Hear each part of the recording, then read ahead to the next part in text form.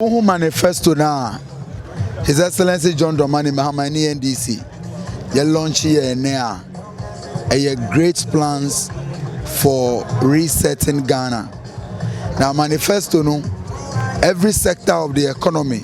Ube say President Mahama and the NDC. You provide details as to the to transform this country. I mean, starting with the issue of corruption. Uba Ghana, the issue of governance, your biggest problems is here the issue of corruption. As a Minuka said, there are many communities without electricity, there are many without water, basic schools. But we have over 12 billion every year echo into corruption. It's been lost to corruption. Now it is unprecedented that the level of corruption is so high. Say, we have no option than to reset Ghana. Then there were two options. But where say we have to go after the people who have looted the state, because so one year corruption will become attractive. Until say we punishing Crawford, in Crawford allocate state resources, state lands to themselves. In Crawford, they have stolen from the seat of government. People who have looted the resources of this country, we must punish them. They must be punished. And that is why it's our oral, no, very important. But who punish you movie here? You also have to make sure that corruption is unattractive. How does corruption become unattractive? I say who punish it, and how we institute measures are who appointees, they will not be found culpable. And leadership, they say, is by example. Okay? President Mahama, he is one of the most vilified presidents ever in the history of this continent. Nemo, who share posterity has vindicated him. And then who can say he is clean. Who share the record. MPP by 8 years. Allegations while in opposition, and all the investigations have proven say President Mahama is incorruptible. Or he has stood the test of time when it comes to corruption. Until no leader or provided a kind of leadership that will make corruption unattractive. Who got the seat of government? Government has become a clearinghouse. Appointees are here who videos, so even when there is video evidence of corruption, these people have been cleared by this government. Look, Ghana will need a reset come 2025. The two abani we are. President Mahama will ensure so we prosecute all those who have looted the resources of this state, and they must account for it. Yeah, we are your issue of economy. Economy now, economy. I am an economic policy analyst by training, but you see, we don't even have to go to the technicalities. GDP, GNP, all those issues are too long. And then who are journalists maybe say, who pocket? Wow, what's his name? How is it? How is your pocket? How is your living condition? And your salary? How many days are you able to spend your salary? And see, the economy, you feel the hardship. So you can. We are in economic crunch. You feel hardship, no. Now all the metrics, Dr. Baumia, all the reason who say I am deben of economic whiskey. So all the metrics were failing. Let's start with the exchange rate. So I can say when the fundamentals are weak, the exchange rate will expose you. And then what is the exchange rate? Sometimes they can be back as what is the exchange rate? At the time of Muba, the dollar was not even up to 4.5, 3.7, 3.9 muhono. Uko black market abia ubenyano bear 4.0, and then the dollar is hovering around 16. Just this morning, who say me to app be on my phone, on my iPhone app no me to, you know they will charge you in dollars. Who convert here? It was more than 16.3 per the rate I almost use it. So what is the exchange rate telling you? It tells you that they have failed. Almost a debt.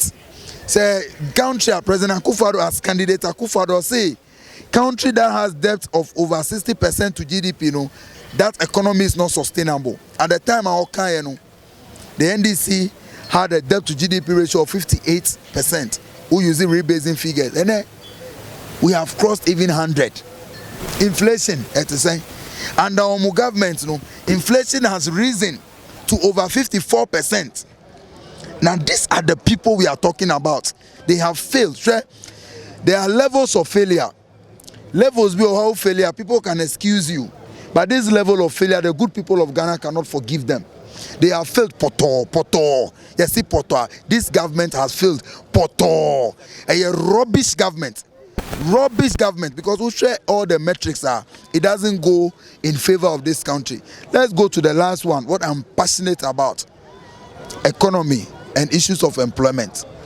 At the time I end this year, free abayamu, the rate of unemployment now 8.7, and do 9 and then 14.7% unemployment rate. My goodness. Nkrofo ade bia one day say one factory yeah planning for and just depend of all these things now mo kan nyina no and translating all of these schemes one this one that a avenue for corruption ma omo shey dey omo here we planting for food and jobs a avenue for corruption. It's what we are saying say as a mebunu youth no we have realized say aban way President Akufo-Addo any Dr. Bawumia aban way aban bia hopeless because I'm 8 years. They have not been able to do anything with the 8 years. And then we are youth who we are school. That's who pay Jumaya. Which government agency who say they can give you sustainable jobs? None of them. Omo employ NAPCO 300 cities, 700 cities. Tabletop jobs now omo provide a bit more 13 good months. Omo allowance. Now who as a journalist? So 3 months, 2 months, on your salary, how will you feel? How will you sustain? These people are a bunch of inept, a bunch of corrupt, a bunch of incompetent people who are managing your economy. That is why we your solutions now you provide here 24-hour economy. One job, 3 people, 3 different shifts. It's simple. Almost deliberate ignorance is very dangerous. And before now we are deliberately ignorant. It's simple. The policy is not intended for them. And yet intended for those of them in government living on the largesse of the good people of Ghana. The policy is not for this, for the good people of Ghana, the young people. The young people are saying that they understand the 133 formula. And then formula Akufo-Addo di ba 100 and 001. Young people, nipa bebre omo ha bisa omo say na omo did how many times? To afford 3 square meals, and it's very, very difficult in this country.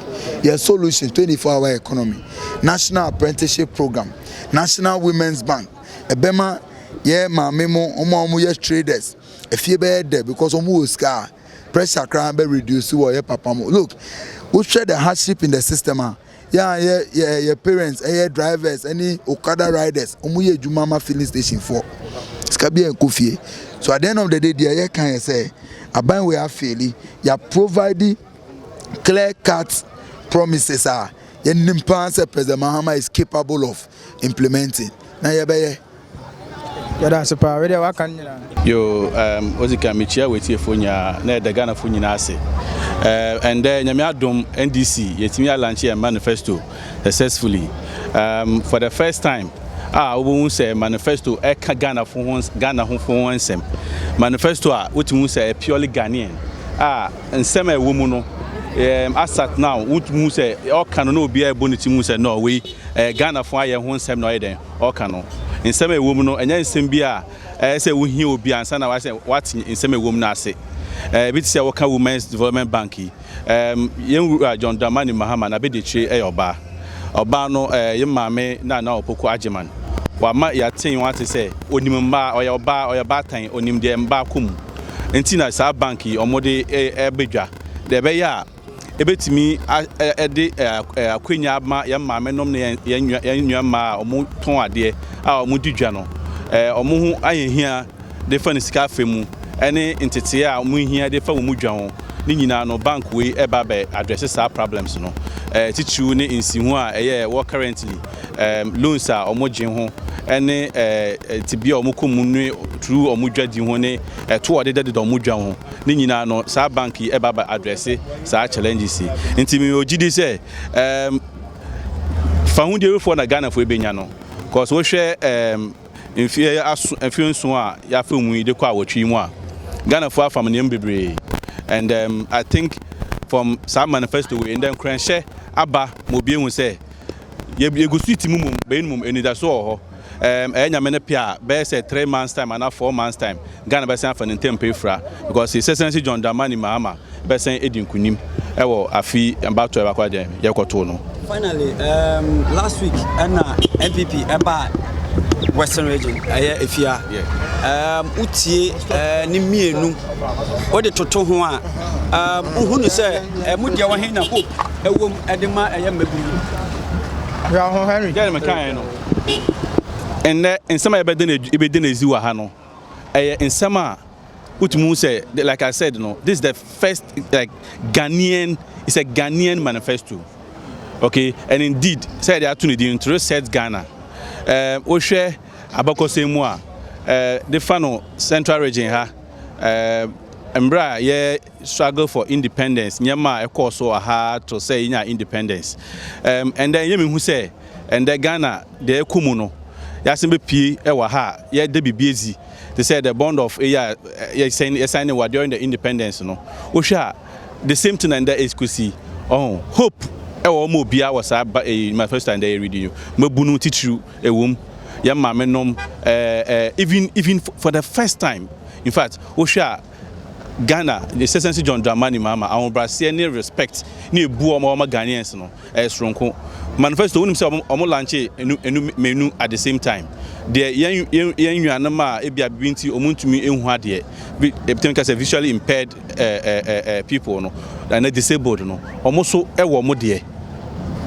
at the same time nti na ekire ebu a yan wura no eden omo Ghanaian fo nti utumu say ende obi eni age Ghana fu nie nyaage ohwe obisa the fact dey omo ye last week me constituency ne me region ni mu no ekoso no kra no unim dey see o ekoso ka no mo news mo headlines because in some more cano na be na questionable be na emamo like a whole reason to ask a lot of questions but dey ekoso obi ani age o kan obi ho asem at a point obi atimi sorry bone say mutimi say o ka Ghana for ho asem intimi sure say our hope have been restored with this manifesto na Ghana mamu so ehun say no me abamumbu na enche bia yebesen afa yebesen nyare hyimu biom na bibia san e fine madam ase on say manifesto no krata odi beye aduma se oba ban mu a o promises a o ma no and adi gu krata so aya dance di asan ye enkaye now one say ye manifesto we no ye de bre ato ho say first 90 days say na ye beye first 120 days say na ye beye within the 4 years say na ye beye enti say obi ye krata sa na de bre to ho a ma wa one wo sign krata na one wo din kita ho no utimi gina bibi so e di bisa ne sa den na we wonya den na we wonya eti esan say no kredie e wo ye manifesto no munti ene ye de bre atoto ho President Mahama can say ye ba within the first 120 days ye be pa abedweku a on be hwe Ghana ye sikasem na omatu abanfo say ena ye de fa ebetimi aboa na ama say the economy na say no etimi apeda eti within the first 120 days say yenye ya Ghana fo betimi aso ye mu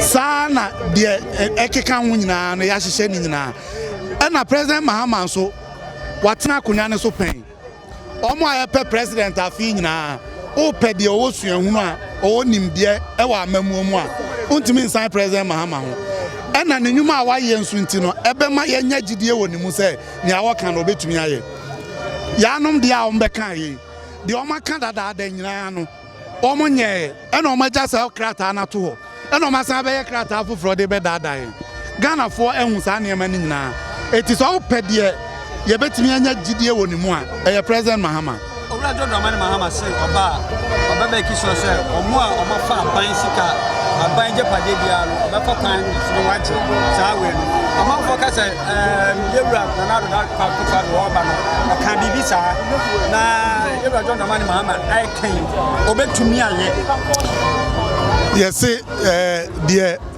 onim etuoto no ene yede ni gina atwene anu President Mahama ye mampanino ono ana ban emu nkofo a wo mo eye niema etia omani sikasem no ode omo fa amra kwan so de di kan ni minister wa deputy minister okodi nkomo obabi say o sunda yese obenya $2 million na wajai politics one fan is an car buying sikabia, but Diasu was soon yenti, President Mahama Yinedi. National Service Secretariat, Ebeto just say, ye de and some idea shake to young woman, ye to young Kofoka, Omon Yedumebia.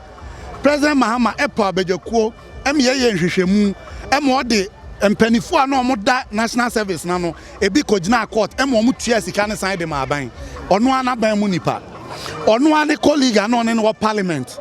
Yera Abuga Pele, or man in position, so on ye Jida Penny, Nessika Sembi, Ekofa, and once and by one caso, Madame Fu, or a party ni, or a former member of parliament, or the Nikojina court.